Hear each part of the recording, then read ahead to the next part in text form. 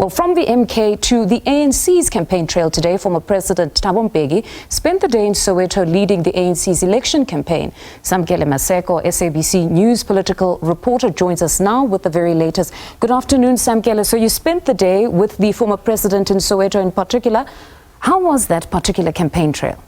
There was a scrum to essentially see and to hold and to engage with former President Mbeki in Soweto. Very much to many people's surprise that so many people were actually in jubilation, eagerly waiting to see the former president, knowing that he's been dubbed as an individual, particularly during his presidency, who's very aloof, who's never in the country, who's not in touch with the realities of the people. But when we got to Jabulani Mall in Soweto, there was a scrum to see him. There was just a scramble for people to go around him. He himself was even surprised at the cheers that he was getting from the people, essentially saying that he knows the problems of the people of Soweto. He knows them, and when he was president, particularly during the time when the likes of Dingaskwebu were protesting in Soweto towards the downfall of former President Mbeki. But that was a very important constituency during his era as president that always voted for the ANC in numbers, and he's saying that he'll be going back to that particular community. We also know that the premier and the chairperson of the ANC in the province has been resolving some of the challenges of the transformers that had been blown up in the area. But there was lots of jubilation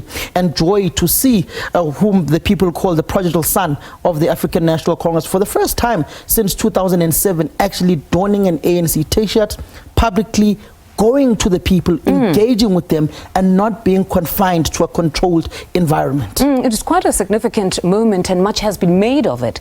But you guys had an opportunity as reporters to pose a few questions to the former president. And there were quite some tough questions there that were posed to him, particularly on the decision now to campaign for the ANC, because as everybody knows, he's been quite critical of the ANC leadership of late. We all remember that very scathing letter to Paul Mashatile around their conduct in Parliament of blocking a lot of inquiries. And now you have him donning the ANC t-shirt and going out there and saying, give the ANC a mandate to form government yet again. What was his response to this? Essentially, his response was that the ANC may be faced with a lot of internal problems. There may be some who are wearing ANC regalia who are amasela in isiZulu, but loosely translated in English, who are thieves. Basically, he's saying that as much as there are myriad of problems within the ANC, there are myriad of problems within the country, but these problems are being addressed, particularly when you look at the economic question. The president is very passionate about economic growth of the country and investments coming into the country, particularly foreign direct investment. South Africa now stands at being the biggest economy within the African continent, surpassing Egypt, surpassing Nigeria as well.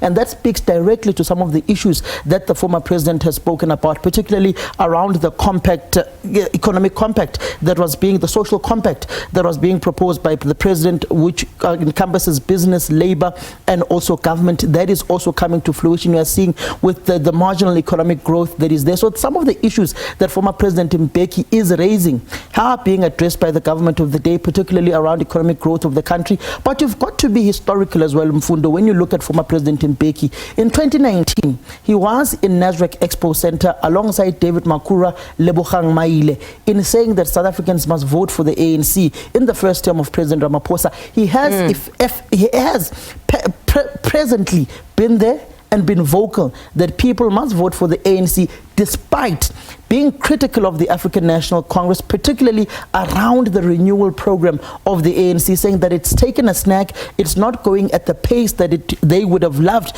as the ANC veterans to go, but also saying they, as members of the ANC, who have been members of the ANC for over 68 years, must shoulder the blame for some of the problems that have bedeviled the governing party, looking at the silence of 10 years, of over a decade, when Jacob Zuma was at the helm. He wouldn't vocally say vote ANC. In fact, in one election in 2009, he said his vote is a secret, and you'd remember that open letter he wrote out and said he never committed to campaigning for the African National Congress, responding to the then president of the African National Congress and his successor, Jacob Zuma.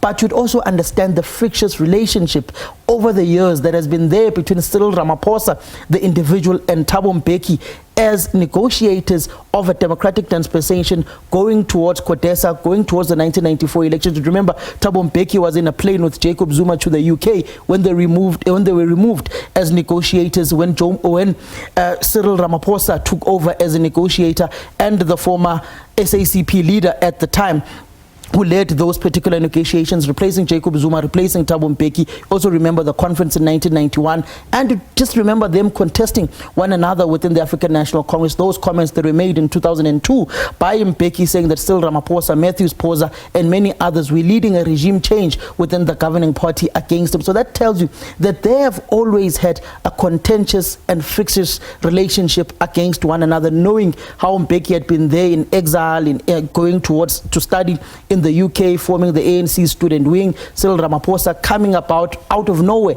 to become the SG of the ANC in 1991, Durban, Westville, where Mbeki was meant to contest for the position of DP against Chris Hani. So it's a long, detailed relationship that has been fraught with many problems. Obviously, Jacob Zuma was always in the mix. At some point, Jacob Zuma was with Mbeki. Later on, Jacob Zuma was with Cyril Ramaphosa. Now the fallout between Cyril Ramaphosa and Jacob Zuma sees Cyril Ramaphosa and Thabo Mbeki uniting to fight for the survival of the African National Congress against their erstwhile comrade in the form of Jacob Zuma. So effectively, Mbeki donning that regalia of the African National Congress, going to the people in Soweto, asking them.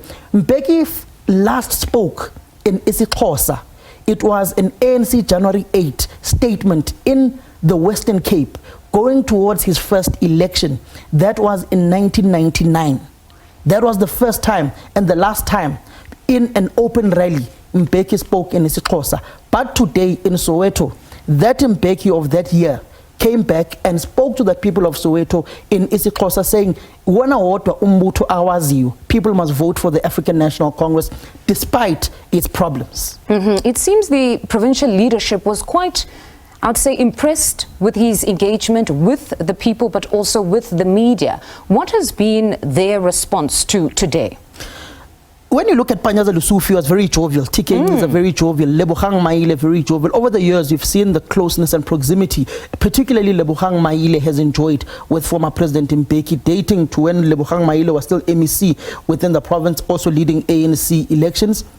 Back in 2019, it was Lebogang Maile who was at the forefront of getting the former president to come out and to endorse the African National Congress, seated alongside the then chairperson, David Makura. But you've also got to know the intricacies of the African National Congress, the relationship Mbeki enjoys with the head of elections of the African National Congress, that would be Mdumiseni Ntuli. They've got a very intimate and intricate relationship that dates back to Mdumiseni Ntuli being the provincial secretary of the ANC in KwaZulu-Natal, the very first province Mbeki addressed after coming back to prominent politics within the governing party, after the 2017 conference, after the 2018 provincial conference of the ANC at the Durban University of Technology, was an engagement with ANC structures with Mdumiseni Ntuli as the provincial secretary of the ANC in KwaZulu-Natal, which led to Mbeki going to other provinces of the ANC to address them and have gatherings with them. So he has great regard from Mdumiseni. But just before we close, Samkelo, there was another question posed around the pace at which they are resolving the ANC membership issue with Jacob Zuma.